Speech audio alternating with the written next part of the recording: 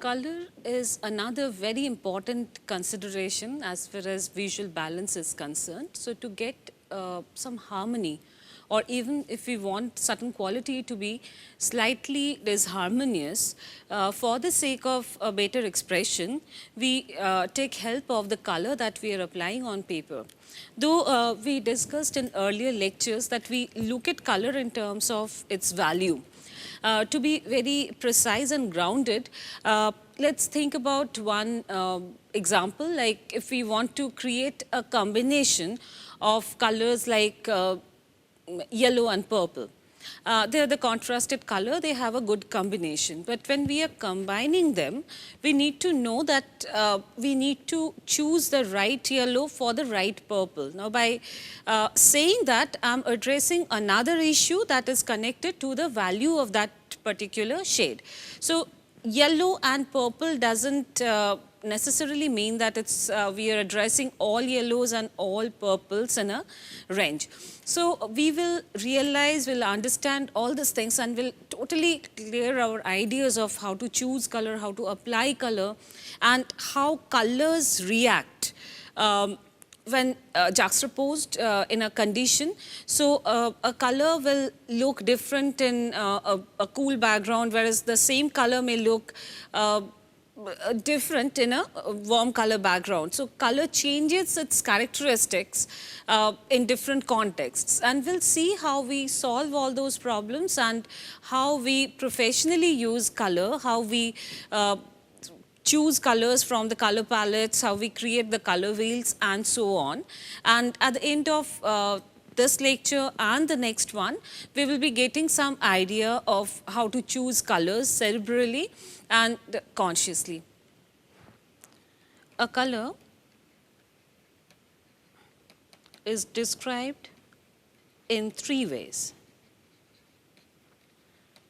One, by its name. For example, red, that's the name of the color. Then by its purity, how pure the color is. So if red is a little less pure, then it becomes either pink or brick red, maybe crimson, and so on and so forth. And then by its value. And value indicates how light or how dark the color is. So this is mainly how desaturated the color is.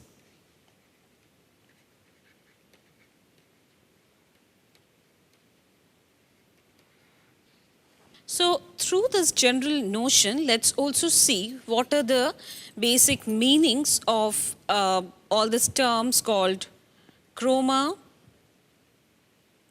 intensity, saturation, and luminance or value, and all the words that are the interrelated terms that will have to do with the description of color.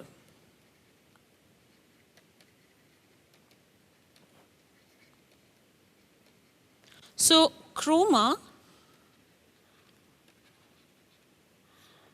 indicates how pure a hue is in relation to gray. And hue is the term that we must say, like we must use for color. This is one replacement and this is more appropriate. Hue actually means color. Color covers a wider range, whereas hue is a simpler term. So chroma says, it talks about the purity of the hue in relation to gray. And gray is an achromatic color. So when something is achromatic, that means there is no chroma that is present. So no hue condition gives us the gray. So gray is achromatic. And then we judge the purity of the hue in relation to the gray, and that gives us the indication of the chroma. And what is saturation?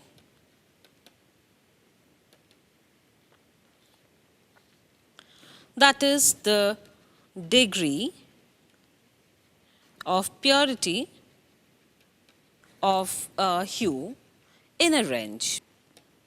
Intensity of a color depends on the brightness and dullness of the hue.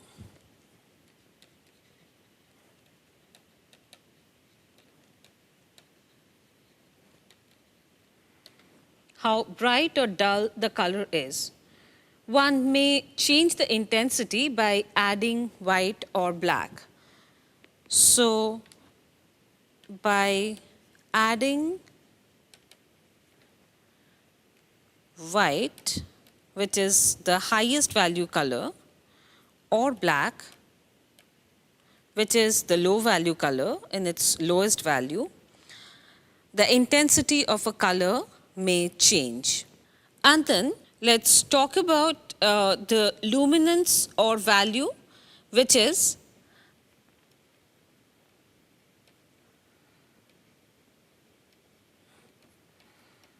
a measure of the amount of light that is reflected from a hue. That determines the value of a color. So, to put it simply, those hues with light content of white have a higher luminance or value. So, a lighter color is high in value, a darker color is low in value. And then let's talk about the shade and tint. What is the difference between these two words? They are terms that refer to a variation of a hue. So, what becomes shade and tint? Let's realize that in terms of the black and white.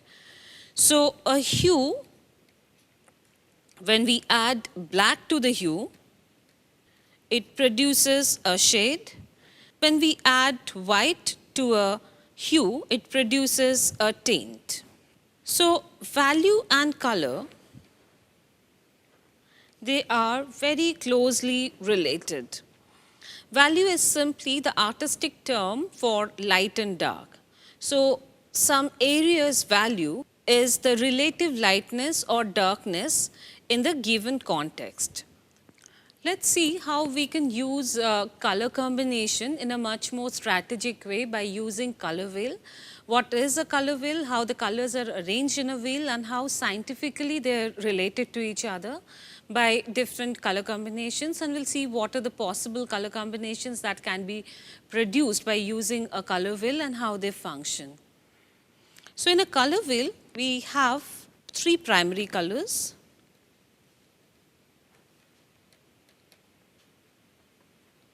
They are yellow, blue,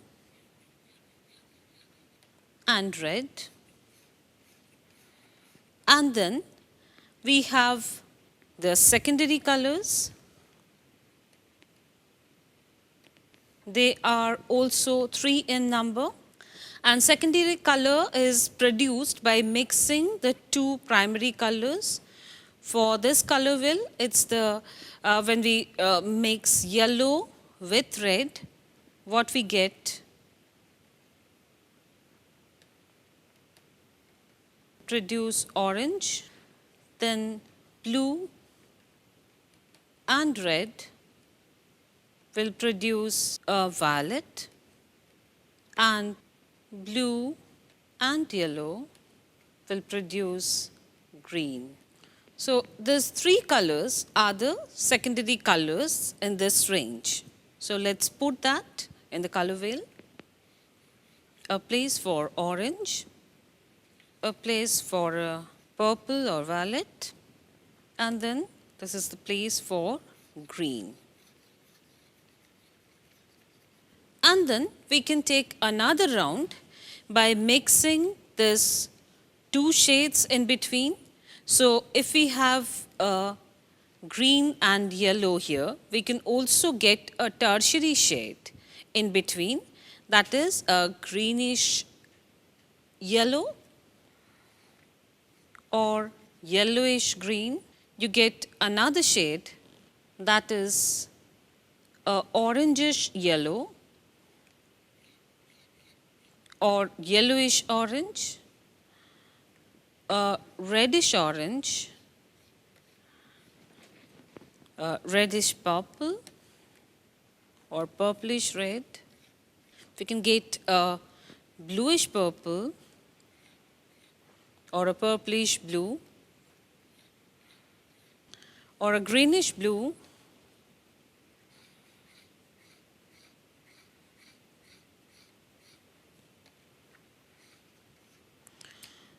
So our color will look something like this for the purpose. So what we have are the 3 primary colors, 3 secondary colors, and 1, 2, 3, 4, 5 and 6 tertiary colors.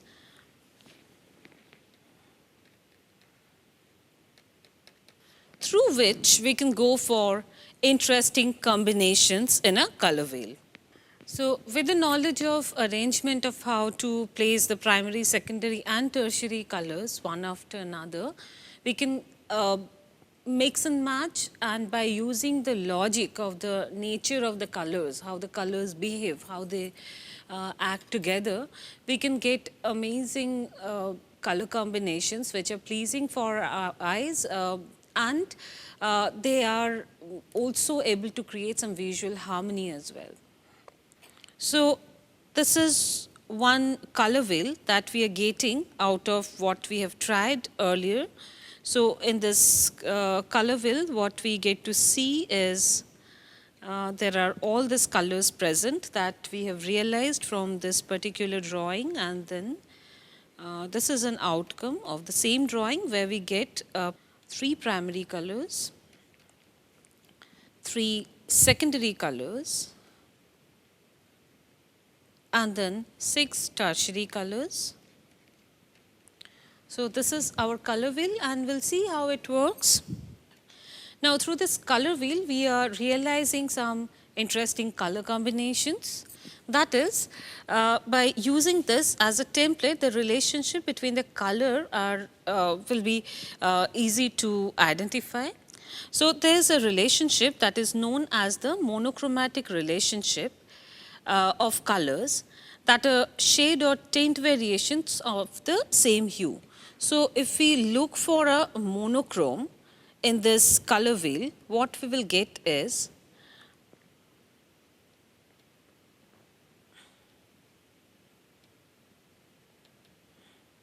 that we can choose the monochrome of yellow. So the yellow monochrome will give us another range that will be divided till the edge and will have variation of yellow in the same range. Similarly, if we get a monochrome of red, then we'll get different tints of red. And as we know that we get the tint by adding white to it, so it will be a range that will go from light to dark. So this is the range where it is dark and this is light, and we can produce a whole painting with the help of the ranges of a single color. And monochrome means mono is single, one, and chrome is color. So when by the name we can make out that it's the range of a color. So we can paint a whole picture with different shades of blue. So at the edge it will be darker, it will be slowly lighter. As it comes to the center, this will be much lighter. So that is monochrome. We can take different kind of colors, even we can pick up any of the tertiary colors and get a monochrome out of it. So monochromatic range is something which is the safest in the category. And we can keep on doing experiment by a value change and get good result in a monochromatic color combination. And then there is another relationship that is known as the complementary relationship of colors. So complementary colors are the colors that are usually sit across from each other on the color wheel. So the complementary color for yellow will be purple. The complementary color of green will be red. Complementary color of blue will be orange. And this way, the color combinations will be decided. So every time we look for a complementary color, we'll see that they are sitting opposite to each other on a color wheel. And they can make amazing contrast, and it's more like when we have the complementary colors, there is another clue how to identify them. So if a color is complementary, so a color is in a complementary relationship to another color. Like if we pick up colors like green and red, if we mix this two color, we won't get any shade which is much pleasing. So we will just get a mustard, shabby tint out of it. So if we put them together side by side, it won't give us another signal of another color. Like if we put colors like blue and yellow together, it gives us a sense of a green. But green and red are complementary and they won't give us any sensation of another color. So they are considered as the strong contrast. They're opposite. And they're very interesting and memorable as combinations, because when we see a combination of red and green, we are not carrying any other message or any other color in our mind. So we will remember it as red and green. So the color combination has its own advantage there. So that is a complementary relationship. We can combine two colors that is sitting opposite on the color wheel and make interesting combinations. And then there is another relationship between these two colors. So as we can go by the complementary relationship, like green and red together, we can also make a variation of this complementary color that is known as the split complementary relationship.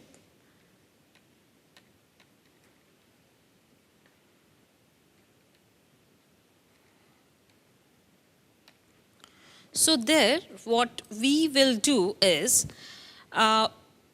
we will choose red, and instead of choosing green, we will make sure that we'll take two other colors which is sitting at the either side of the green. So what we are doing here, we are picking up the color which is red, and red's complementary color, the direct complementary color is green. So we say a no to the green and we'll choose two other colors, and we'll have a range of a combination which is these two. So we say yes to this and this with red. So what we are getting is a combination of these three colors. And that is a variation. It's a tricolor combination with the use of red and two tertiary shades which are at the either side of the green, which is its complementary shade, and we call it a split complementary combination. These are good combination that can be used for different purposes. So we'll try another combination which is known as a double complementary combination. And that is something that we can guess now, that instead of choosing the complementary colors, like if we leave both the colors, if we do not consider this main opposite shades, and we choose the other colors, which are like here in this range, this one, this one, this one, and this one. So we will get a combination which can also be very interesting. So a combination of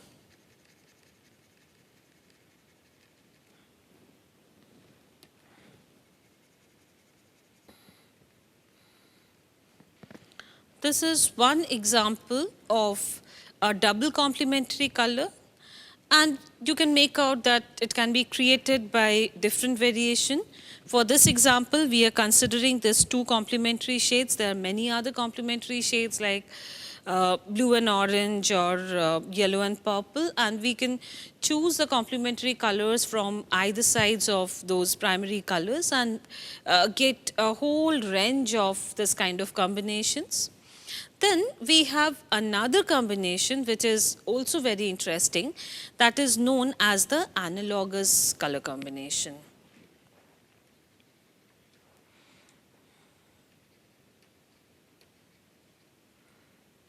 So what is analogous?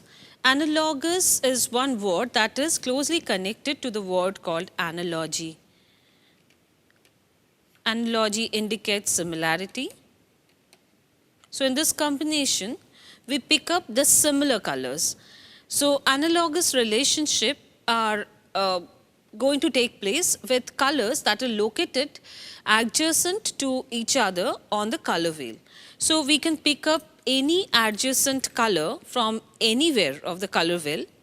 Like if we take a whole range of a color from here to here, all colors side by side, that will produce a very beautiful analogy. So this all colors are similar to each other, and they'll have a similar characteristic that will give us a very good result of an analogous combination.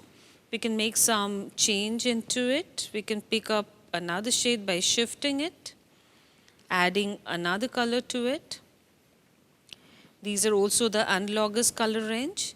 Similarly, we may shift and get some more analogous color combination from the same color wheel. And that way we can keep on shifting and getting new ranges of analogous color combination, and they're very useful for our color combination and color ranges.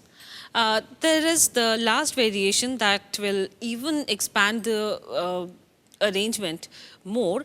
That is when we have a triad combination. So every time we choose a range that gets a shape like this. So we take this color, and this color, like this, and this. So it gives us a triad relationship of a combination. So the triad relationships are when three hues are equally positioned on a color wheel. So it may keep on shifting in its range. So whenever there's a color like this one, and this one, that are sitting at the equal distance, they're positioned on the color wheel in equal distance, they will be counted as a good color combination which is in harmony. So from this knowledge, we can keep on creating more and more color combinations and keep on getting balanced color combinations. So we got some examples of some interesting color combinations which are in harmony. So from that, if we at all want some disharmony in our combination, maybe some color discord or the similar things where there are colors which are conflicting to each other, we can choose from the other set of it, right? There are colors like pink and orange with no relationship at all. We cannot put them in any of the categories of analogous or split complement or maybe a double complementary combination or the triad combination or the analogous combination or anything else.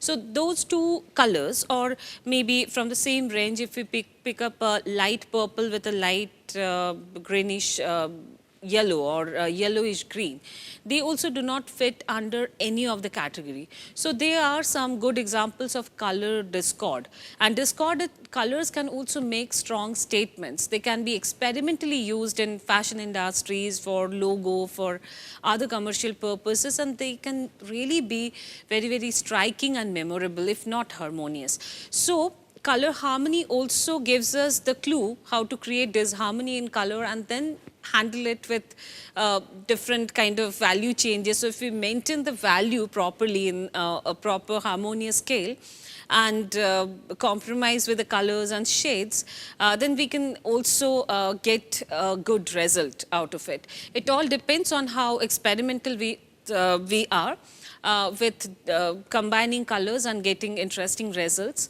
So in our next lecture, we are going to talk about the same thing, like how the gray, the achromatic ranges, they're related to color, and how we can get interesting results by considering the value, if not color.